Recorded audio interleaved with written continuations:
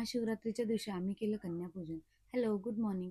तर healthy life रुटीनचा आज माझा पहिला दिवस. सुरुवात कशी करावी तेच समजत नव्हतं. त्यामुळे आधी तर गरम पाण्यामध्ये लिंबू पिळून सकाळची सुरुवात केली. व्हिटॅमिन सीमुळे इम्युनिटी बूस्ट होते, डायजेशन इम्प्रूव्ह आणि बॉडी हायड्रेट राहते. महाशिवरात्री होती म्हणून आम्ही कन्यापूजन करायचं ठरवलं होतं. सगळी तयारी केली, छान असं जेवण बनवलं त्यांच्यासाठी. डाळ, भात, भाजी आणि पावभाजी पण बनवली होती आणि स्वीटमध्ये खीर. कन्यापूजन म्हणजे लहान मुलींना माँ दुर्गेचं रूप मानून पूजन केले जाते.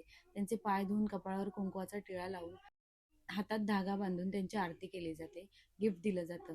पुरी, भाजी, हलवा किंवा खीर असं सात्विक आहार दिला जातो. घरात सुख, शांती आणि समृद्धी येते असं म्हणलं जातं. त्या पूजनमध्ये एका मुलालाही बोलावले जाते. त्याला आमच्याकडे गवळे असं म्हणतात. तुमच्याकडे काय म्हणतात कमेंट करून नक्की सांगा. सगळं आवरल्यावर आम्ही मंदिरामध्ये गेलो. तिथे मस्त असं दर्शन घेतलं आणि एक छोटंसं नाटक पण पाहिलं. पण पूर्ण तर काही बघू शकलो नाही. मीरा शांत बसायलाच तयार नव्हती.